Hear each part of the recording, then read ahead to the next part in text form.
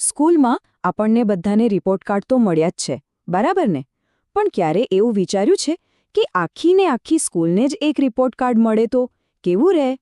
આજે આપણે એક એવા જ ગજબના કાર્યક્રમ વિશે વાત કરીશું જેનો હેતુ છે હજારો સરકારી શાળાઓનું મૂલ્યાંકન કરવું અને તેમને વધુ સારી બનાવવી. હવે જરા વિચારો, આ કામ કેટલું મોટું હશે. એક આખા રાજ્યની હજારો સ્કૂલો અને એ દરેકમાં શિક્ષણ કેવું ચાલી રહ્યું છે એ એકસાથે જાણવું હોય તો સહેલી વાત તો નથી જ. આ એક બહુ મોટો પડકાર છે અને બસ આ જ પડકારને પહોંચી વળવા માટે એક ખાસ કાર્યક્રમની રચના થઈ. અને એ પડકારનો જવાબ શું છે ખબર છે? ગુણોત્સવ કાર્યક્રમ. પણ હા, એક વાત સમજી લઈએ, આ ખાલી શાળાઓની પરીક્ષા લેવાની વાત નથી, એનાથી ઘણું વધારે છે. આનો મુખ્ય હેતુ તો શિક્ષણના આખા પાયાને જ મજબૂત કરવાનો છે. તો ચાલો હવે જરા ડિટેલમાં જઈએ, જોઈએ કે આ કાર્યક્રમ ખરેખર છે શું અને એની શરૂઆત ક્યાંથી અને કેવી રીતે થઈ. આને સમજવાની એક બહુ સરળ રીત છે. સમજો કે આ સ્કૂલો માટે એક કમ્પ્લીટ હેલ્થ ચેકઅપ જેવું છે. જેમ આપણે ડૉક્ટર પાસે જઈએ અને એ આપણી બધી તપાસ કરે, બસ એ જ રીતે આ પ્રોગ્રામ શાળાના દરેક નાના મોટા પાસાની એકદમ ઝીણવટભરી તપાસ કરે છે. તો વાત છે વર્ષ 2009ની. ગુજરાતમાં આ કાર્યક્રમની શરૂઆત થઈ. તે સમયે મુખ્યમંત્રી હતા નરેન્દ્ર મોદી અને આ પહેલ એમણે જ શરૂ કરી હતી. અને ગોલ એકદમ ક્લિયર હતો: સરકારી શાળાઓમાં ભણતરની ક્વોલિટીને એક નવા જ લેવલ પર લઈ જવી. સારું, તો આ હેલ્થ ચેકઅપ થાય છે કઈ રીતે? એમની પાસે એવું તો શું છે જેનાથી ખબર પડે કે કઈ સ્કૂલ કેટલી હેલ્ધી છે? ચાલો આખી પ્રોસેસને જરા નજીકથી જોઈએ. આખી પ્રોસેસને મુખ્યત્વે 2 ભાગમાં વહેંચવામાં આવી છે. પહેલો ભાગ છે શાળાનું મૂલ્યાંકન, એટલે કે સ્કૂલનું વાતાવરણ કેવું છે, ત્યાંની વ્યવસ્થાઓ કેવી છે, એ બધું જોવામાં આવે છે. અને બીજો ભાગ છે વિદ્યાર્થીઓનું મૂલ્યાંકન, મતલબ કે જે બાળકો ભણી રહ્યા છે એમને ખરેખર કેટલું આવડ્યું. આ બંનેને સાથે મેળવીને જ એક સાચી તસવીર ઊભી થાય છે. હવે જ્યારે આપણે શાળાનું મૂલ્યાંકન કહીએ ત્યારે એનો મતલબ ખાલી પુસ્તકો કે પરીક્ષા નથી. ના, એનાથી ઘણો વધારે છે.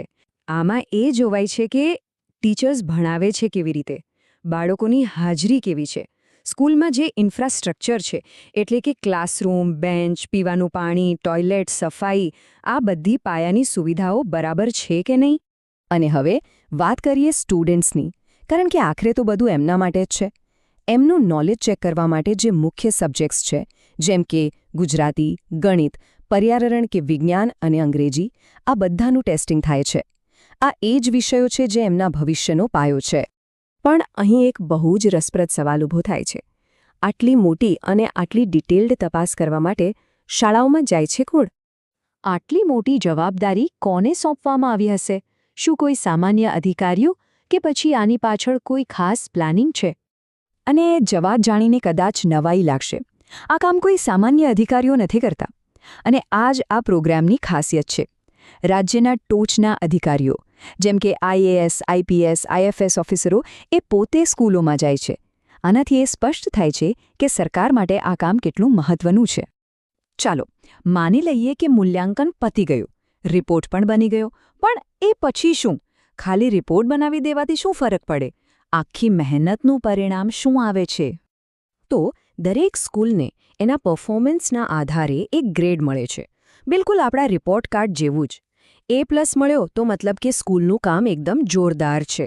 A એટલે બહુ સારું, B એટલે સારું, અને જો C ગ્રેડ આવે તો એનો મતલબ કે અહીં સુધારાની સખત જરૂર છે. એકદમ સિમ્પલ અને ક્લિયર સિસ્ટમ. પણ સાંભળો, સૌથી મહત્વની વાત તો હવે આવે છે.